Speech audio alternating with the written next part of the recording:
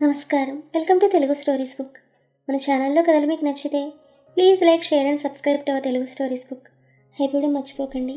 ఇంకా కథలోకి వెళ్తే, తొలిరేయి గది మొత్తం విస్తరిస్తున్న అగరత్తుల పరిమళం మెత్తమెత్తగా మదిని మత్తెక్కిస్తూ ఉంటే, 3 గంటల పాటు కష్టపడి అలంకరించిన పట్టమంచంపై ముచ్చటగా మచ్చబెట్టిన పువ్వుల్ని మధ్య మధ్య సుతారంగా స్పృశిస్తూ కాలుగాలిన పిల్లిలా గదిలో పచాలు చేస్తున్నాడు వంశీకృష్ణ. అబ్బా, ఇంకా ఎంతసేపు అనుకుంటూ భారంగా దీర్ఘంగా నిట్టూర్పులు విడుస్తున్నాడు. మధురమైన ఈ రాత్రిని కరిగిపోనీయకు ప్రియ. మదిలోని భావాలు వలపు భావాలు పలుకుతూ ప్రణయకవనంగా మారి గమకాలు పోతున్నాయి. ప్రియ, సుప్రియ, నా మనసైన కృష్ణప్రియ. అసంకల్పితంగానే అతడి పెదవులు ఆమె పేరును పలవరించాయి. మనసులు కలిసి మనువాడిన తాము తనువులు కలవబోయే ఈ రోజు నుండి ఇద్దరి పేర్లు జత కలిసి ఎంత అందమైన రూపాన్ని సంతరించుకున్నాయో తలుచుకుంటూ ఉంటే అతడి మది గిలిగింతలతో పులకరిస్తోంది. మనసులోని సుప్రియ రూపం విరహంతో వేగిపోతున్న తన పైకి పారిజాతాలు విసురుతూ నవ్వుతుంటే, ఎంతసేపు ఇంకా? మరోసారి అసహనంగా అనుకున్నాడు వంశీ. సుప్రియతో అతని పరిచయం 3 ఏళ్ల నాటిది. ఫేస్బుక్లో ఫ్రెండ్స్ అయిన వాళ్ళిద్దరూ చాటింగుల ద్వారా పరస్పర వివరాలు, అభిప్రాయాలు పంచుకుని భావాలు కుదరడంతో ఏడాది తర్వాత ఓ ఫైన్ ఈవినింగ్ ప్రత్యక్షంగా కలుసుకున్నారు. లవ్ ఎట్ ఫస్ట్ సైట్ కాదు, కానీ ఫస్ట్ సైట్ ఆఫ్టర్ ఫ్రెండ్షిప్ కాబట్టి ఒకరికొకరు వెంటనే నచ్చేశారు. అప్పటి నుండే వాళ్ళ ఆన్లైన్ ఫ్రెండ్షిప్ కాస్త ఆఫ్లైన్ లవ్గా రూపాంతరం చెందింది. మరో ఏడాది కల్లా ఇద్దరూ ఉద్యోగాలు సెటిల్ అవ్వడంతో పాటు తమ లైఫ్ పార్ట్నర్ విషయంలో కూడా పరస్పరం నిర్ణయానికి రావడంతో పెద్దవాళ్ళకి తమ ప్రేమ విషయం తెలిపి ఒప్పించారు. 6 నెలల క్రితమే శాస్త్రబద్ధంగా ఇద్దరికి నిశ్చితార్థం కూడా జరిగిపోయింది. అయితే అప్పటిదాకా అంత సాఫీగానే సాగిన అసలు అడ్డంకి మాత్రం అక్కడే వచ్చి పడింది. ఇరు వర్గాల పెద్దలు ముహూర్తాలు, వెసులుబాట్లు సరిచూసుకొని అందరికీ వీలైన రోజున పెళ్లి ముహూర్తం నిర్ణయించేసరికి అది కాస్త మరో 6 నెలల తర్వాత వచ్చే రోజైంది. దాంతో పెద్దలు కుదిర్చిన ప్రేమ పెళ్లి కాస్త సంతకాలు పూర్తయిన 3 సింహాల ముద్రపడిన అధికార పత్రమైంది. అలా వీరిద్దరి పరిస్థితి కూడా సీటు రిజర్వ్ అయిన బెర్త్ కన్ఫర్మ్ కానీ సందిగ్ధమైంది.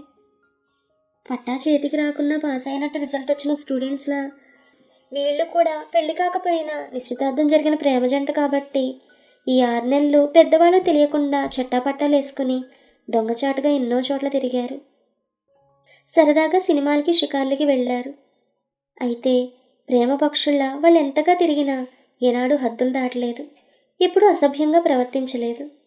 ముఖ్యంగా ఈ తరం యువత విషయంలో ఎంతగా చెప్పినా ఎవ్వరూ నమ్మని విచిత్రమైన విషయం ఏంటంటే, సుప్రియని వంశీకృష్ణ కనీసం చిరుముద్దైనా పెట్టుకోలేదు. కారణం సుప్రియ ఒప్పుకోలేదు. అతడు ఎంతగానో బ్రతిమలాడేవాడు. ముద్దుతోనైనా నా విరహాన్ని నిద్రపుచ్చరాదా అంటూ పరిపరి విధాలుగా ప్రాధేయపడ్డాడు. ఆమె ససేమిరా అనేది. పెళ్లి కాకుండానే అలాంటి టీలు, టిఫిన్లకి నో ఛాన్స్ వంశీ అన్నదొకసారి. పెళ్ళవకుండానే స్వీట్ నథింగ్స్ కాస్త రుచి చూసేస్తే పెళ్ళయ్యాక సెకండ్ హ్యాండ్ అనుభూతిలా అనిపించి ఫ్రెష్ ఫీలింగ్ ఉండదాయి కృష్ణ, నా మాట విను అంది మరోసారి. మాటిమాటికి నువ్వు ఇలా బ్రతిమలాడుతూ బలవంత పెట్టావంటే అసలు పెళ్ళయ్యేదాకా నేను కలవను వంశీకృష్ణ, జాగ్రత్త అంది ఇంకోసారి. ఒట్టు, పెళ్ళయ్యాక తొలి రాత్రి తొలిముద్దు నేనే నీకు ఇస్తాను బుజ్జి, సరేనా అనేసింది ఆఖరిసారి. అందరూ ఎదురు చూసిన ఆ రోజు రానే వచ్చింది. అనుకున్నట్లే వాళ్ళ పెళ్ళి అయిపోయింది. ఆ రోజే వాళ్ళ మొదటి రాత్రి. తొలిరే వచ్చేసింది. తొలిముద్దే రావాల్సింది. మనసు దహదహలాడుతోంది, తను జిగజిగలాడుతోంది. మనసిచ్చిన మగువ మనసు పడ్డ వాడికిచ్చే మొదటి ముద్దు, పెళ్ళైన కన్నెపిల్ల పెనిమిటికిచ్చే ముచ్చటైన ముద్దు, పెళ్లి కూతురు మురిపెంగా అందించే ముత్యాల ముద్దు, చిరుచురి సిగ్గుల చిన్నారి ముద్దు, చిరకాల నిరీక్షణ తదుపరి అందుకునే ముద్దొచ్చే ముద్దు.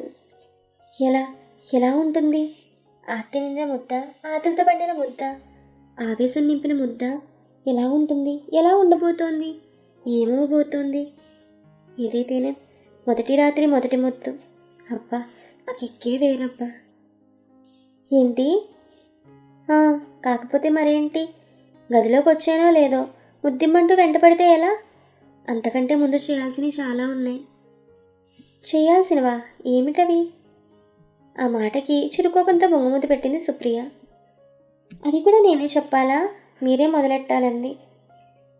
అవునా అంటూ ఆలోచిస్తున్నట్టుగా పోజు పెట్టి, మెయిన్ పిక్చర్ కంటే ముందొచ్చే టీజర్లా నేను కూడా ముద్దుతోనే కదా మొదలెడదాం అంటున్నాను అన్నాడు వంశీ. చీ, అది కాదు, మీకెప్పుడు అదే యావా. ఈసారి నిజంగానే కోపం వచ్చింది సుప్రియకి. ఆ తర్వాత అతనికి దగ్గరగా జరిగి పిడికిలతో అతని గుండెలపై సున్నితంగా గుద్దుతూ, పెళ్లికి ముందు ఎంత అల్లరి చేసేవారో అప్పుడే మర్చిపోయారా?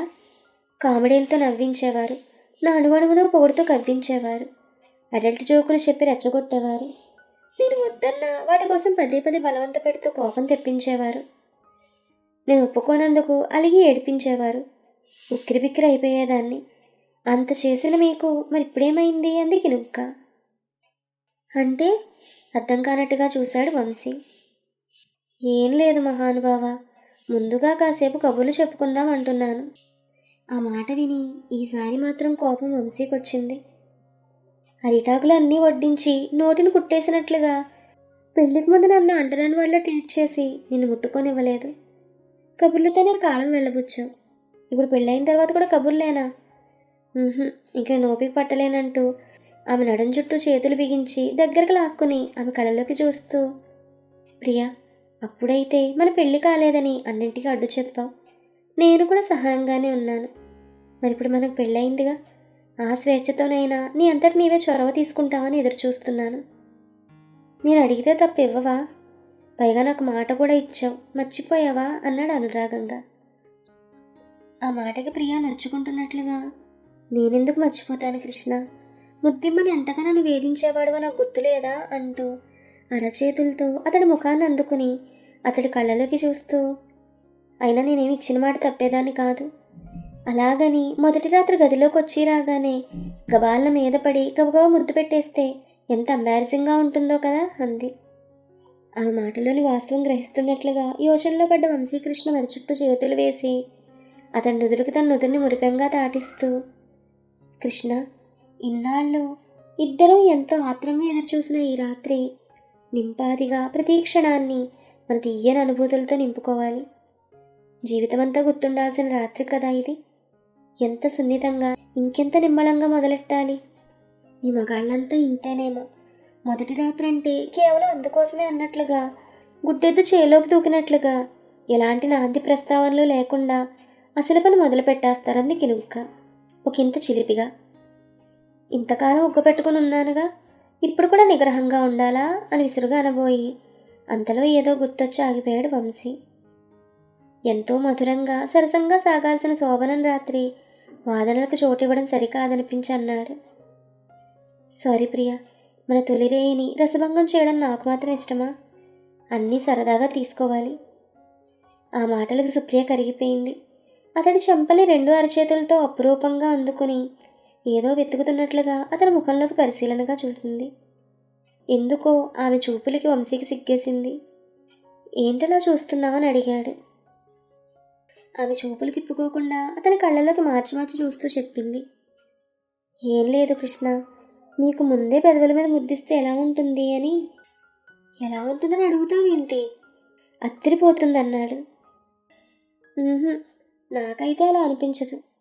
ముందు నుదురు, ఆ తర్వాత బుగ్గలు, ఆపై చువ్వకంతో పెదవులతో సున్నితంగా స్పృశిస్తూ రసఘట్టానికి చేరబోయే ముందు పెదవులపై పెట్టే ముద్దు రమ్యంగా రసవత్తరంగా ఉంటుంది కదా అంది సిగ్గుల మొగ్గైపోతూ ప్రియ. ఆపై బదులివ్వకుండా తన వంకి మురిపంగా చూస్తుండిపోయిన వంశీకృష్ణను చూస్తూ, కాదా అని అడిగింది. ఏమనుకున్నాడో ఏమో, సుప్రియ ప్రేమగా దగ్గరకు తీసుకుని ఆమె మెడ మీదుగా చేతులు పోనిచ్చి దోసిలితో చంద్రబింబాన్ని అందుకున్నట్లుగా అందమైన ఆమె ముఖాన్ని అపురూపంగా తన ముఖానికి దగ్గరగా చేర్చుకున్నాడు. ముందుగా పాలసంద్రంలా తలుకులీనుతున్న ఆమె నుదుటిపై తన పెదవులను మృదువుగా అద్దాడు. ఆ తరువాత నల్ల కలువల్లాంటి ఆమె నీలి కనులను సుతారంగా స్పృశించాడు.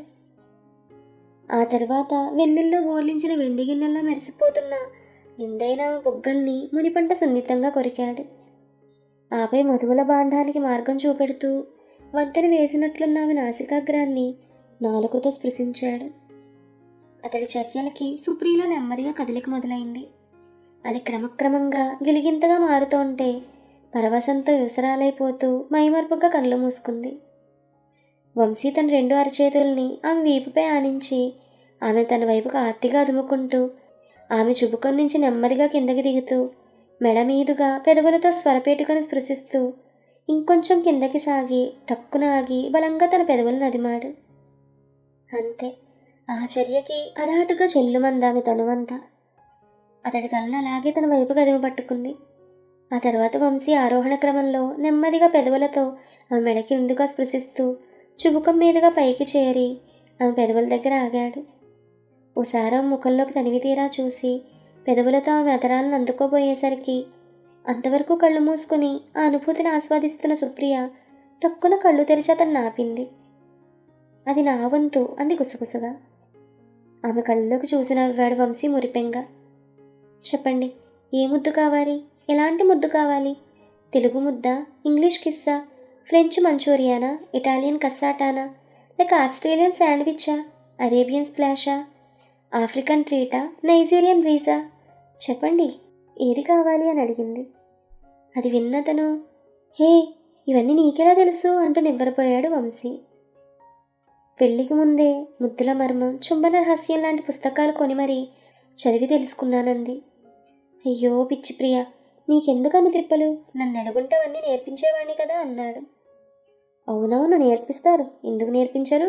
ఆ ట్రైనింగ్ సాగుతోనైనా నన్ను ముద్దు పెట్టుకోవచ్చని మహాబాగా నేర్పించేవారులేండి అంది అతని కళ్ళల్లోకి చూసి చిలిపి నిష్ఠూరం ప్రదర్శిస్తూ. వంశీ కొంటెగా నవ్వేస్తూ ఆమె నడుము మీద తన చేతుల్ని మరింత బిగిస్తూ దగ్గరకు లాక్కున్నాడు. సుప్రియ సిగ్గుపడుతూ అతడి కౌగిల్లో గువ్వలా ఒదిగిపోయింది.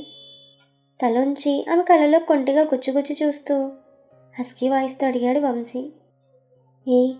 నాకు ఇస్తానన్న ముద్దిచ్చే అని అడిగాడు. తడబడుతున్న తనువుని, కంపిస్తున్న మనసుని అదుపులో పెట్టుకుంటూ ఓకే, కళ్ళు మూసుకోండి అంది. వెంటనే కళ్ళు మూసుకుని తన ముఖాన్ని ముందుకు చాచి ఆమె ముఖాన్ని దగ్గరగా చేర్చాడు. అదిరే అదరాలతో అతడి పెదవుల వైపే చూసింది. ముద్దుగా, ముచ్చటగా, ప్రేమగా, కాంక్షగా, మెల్లిమెల్లిగా అతడి పెదవులకు దగ్గరగా వచ్చింది ఆమె ముఖం. ఇరువురి ఉచ్ఛ్వాస నిశ్వాసాలు వెచ్చగా తగిలాయి పరస్పరం. మనసులో బెరుకు, ఆ వెచ్చదానికి ఒంట్లో వణుకు. ఇంకా ఏంటి ఆలస్యం? ఆగలేనట్లుగా ఒకంత అసహనంగా అన్నాడు వంశీ. మరి ఎంత పాతబడినా ఎప్పటికీ కొత్తగా అనిపించాల్సిన ముద్దు కదా, ఎలా మొదలెట్టాలా అని చూస్తున్నానంది సుప్రియ. కదా మరి, గుర్తుపెట్టుకో, ఇది నీ తొలి ముద్దు. ఎలా ఇస్తావో నీ ఇష్టం. తీయగా, హాయిగా ఉండాలి. నేను ఎక్కడున్నా గుర్తొచ్చేట్లుగా ఉండాలి. మన మునిమనవలు పుట్టుకొచ్చేదాకా గుర్తుండాలి సుమా అన్నాడు వంశీ. ఆ మాటలకు సిగ్గుతో ఎర్రబడ్డాయి ఆమె బుగ్గలు. బెరుకుతో పొడిబారాయి ఆమె పెదవులు. కమాన్ ప్రొసీడ్ అన్నాడు అతను ఆత్రంగా, ఆగలేనట్లుగా. అతడికి మరికొంచెం దగ్గరకు వచ్చింది సుప్రియ. అతడి భుజాలపై చేతులేసి మడమల పైకెత్తి మునివేళ్లపై బరువంతా మోపి తల పైకి లేపి తన పెదవులతో అతడి పెదవులను సుతిమెత్తగా తాకింది. అతడి నాసుకడ్డొచ్చేసరికి తల కొంచెం పక్కకు వంచింది. తేనెలోని తీపిదనం నిండిన పనసతొనల పెదవులు, పచ్చిపాల ఒగరు కలిసిన దొండపండు పెదవులు పరస్పరం గాఢంగా హత్తుకున్నాయి. హిమజ్వాలలతో నిండిన ఇరువురి ఊపిరి జంట కనువుల్లో తపనం రాజేస్తూ ఉంటే ఇద్దరిలోనూ మెల్లిమెల్లిగా ఏరువాక సాగింది. ఎంతైనా తొలి ముద్దు. అబ్బా, మొదటి ముద్దులో ఉండే కిక్కే వేరప్ప. 10 నిమిషాల పరవశం తర్వాత తన పట్టు సడలిస్తూ అలసిపోయి అతడి ఎద మీదకు వాలిపోయింది సుప్రియ. తన చేతులను ఆమె వీపు చుట్టూ పెనవేసి మరింత దగ్గరగా హత్తుకుంటూ ఇప్పటికైనా చెప్తావా ప్రియా అని అడిగాడు ఆమె మెడ మీద చుంబిస్తూ. ఏమిటి కృష్ణ అని అడిగింది అతడిలోకి మరింతగా ఒదిగిపోతూ. పెళ్లికి ముందు నాతో సరదాగా కలిసి తిరిగిందానివి. మనం కాబోయే ఆలుమగలమని తెలిసి కూడా ఎన్నిసార్లు అడిగినా సరే చిరుముద్దైనా ఇవ్వలేదెందుకని? ఏ ప్రమాదము లేని ముద్దే కదా, ఇస్తే నీ సొమ్మేం పోయిందమ్మా అని అడిగాడు అతను. ప్రమాదం లేదా? ఎందుకు లేదు? అసలు ప్రమాదం అంతా అందులోనే ఉంది. ఆడవాళ్ళందరి గురించి నాకు అంతగా తెలియదు, కానీ నా గురించి అడిగారు కాబట్టి చెప్తున్నాను కృష్ణ. నేను అమ్మచాటు బిడ్డని, ఆచారాల మాటున కొమ్మని. సిగ్గు, బిడియం, ముద్దు, మురిపెం లాంటివి నాలో కాస్త ఎక్కువ పాళ్ళలోనే ఉన్నాయి. ముద్దనేది చాలా తుంటరిది, మొదలు కాకూడదు కానీ ఓసారి మొదలైందంటే అక్కడితో ఆగిపోనివ్వకుండా ఆరడి పెట్టే గారడి చర్య. మనోనిగ్రహాన్ని, ఆత్మవిశ్వాసాన్ని నిలువునా కూల్చేస్తుంది. మనిషిని కుదురుగా ఉండనీయదు. ఒక్కదాంతో సరిపోదు, ఒక్కసారితో దాహం తీరదు. ముద్దుకు చిత్రమైన లక్షణం ఉంది. ఎంతగా ఇస్తున్నా ఇంతే ఇంతింతే అన్నట్లుగా అనంతంగా కొనసాగుతుంది. సహజంగానే ఆడపిల్లగా నా తొలి ప్రాయాన్ని, పరువాన్ని, అందాన్ని, అనురాగాన్ని, ముద్దుల్ని, మురిపాల్ని అన్నీ పూజా కుసుమాల్లా పవిత్రంగా నా భర్తకి అర్పించుకోవాలనుకున్నాను. మనసైన వాడికి మనసైన ముద్దు మనస్ఫూర్తిగా ఇవ్వడంలో ఎంతో సంతృప్తి ఉంది. అయితే అది అనువైన సమయంలోనే, ముచ్చట కుదిరిన వేళలోనే నిశ్చింతగా ఇవ్వాలి. పెళ్లికి ముందు మీరు ఎంత బలవంత పెట్టినా, ప్రాధేయపడినా నేను ముద్దివ్వకపోవడానికి అసలు కారణం నాలో అభద్రతా భావమే. ఆ భావంలో తనువు మనసు సంపూర్ణంగా ఆయత్తం కావు. అంతా కంగారుగా, భయంగా, అయోమయంగా ఉండి అలజడిగా, నిశ్చింతగా అనిపిస్తుంది. మొదటి ముద్దులోని మాధుర్యాన్ని సంపూర్ణంగా ఆస్వాదించలేకపోతాను. అసలు అంత బాధ ఎందుకు? హాయిగా పెళ్ళయ్యాకే ముద్దు ముచ్చట్లన్నీ ఇచ్చిపుచ్చుకుంటే వాటిలోని తృప్తి, పరవశం తనువుని మనసుని మురిపిస్తాయి. అందుకే ఇది అమూల్యమైన ముద్దు, అమృతం లాంటి ముద్దు, ముచ్చటైన ముద్దు, మురిపాల ముద్దు అంటూ ఒక క్షణం ఆగి, చాలా ఇంకా చెప్పాలా అంటూ ఆపింది సుప్రియ. తను చెప్పిందంతా విన్న వంశీకి నోట మాట రాలేదు అది విని. పెళ్లికి ముందు అతడు ఆమె వద్ద ముద్దు రిక్వెస్ట్ పెట్టిన ప్రతిసారి ఆమె ఎందుకు రిజెక్ట్ చేసిందో ఇప్పుడు ఇంత వివరంగా ఆమె చెప్తుంటే పిస్తుపోయి సుప్రియ వంకే చూస్తుండిపోయాడు అతను. ఆమె తను పట్టుకుని కుదుపుతూ పిలిచేదాకా కూడా. ఏమిటి ఉన్నట్టుండి అలా అయిపోయారు అని అడిగింది అర్థం కాక. ఏం లేదు, ఇందాక నువ్వు ఇచ్చిన ముద్దులోని మత్తు జరజరమంటూ పాకుతూ దశాళానికి ఎక్కుతుంటేను అన్నాడు తేరుకుంటూ కృష్ణ. సరే, నా వంత అయిపోయింది, ఇక మీదే ఆలస్యం అని సుప్రియ ఓరగా అతడి కళ్ళలోకి చూస్తూ, పరోక్షంగా అతడి కర్తవ్యాన్ని గుర్తు చేస్తూ. వంశీ మరికి ఆలస్యం చేయలేదు. అప్పటిదాకా నీలినింగిలో వెలుగులు చిమ్ముతూ ఆసక్తిగా గమనిస్తున్న జాబిలి కూడా ఏదో గుర్తొచ్చినట్లుగా ఓ తుంటరి మేఘం చాటు గబగబా పరిగెత్తాడు. ఈ కథ ఇక్కడితో సమాప్తం. ఈ కథ మీకు నచ్చిందా? ఈ కథ మీకు నచ్చితే please like, share and subscribe to our Telugu stories book. Thank you.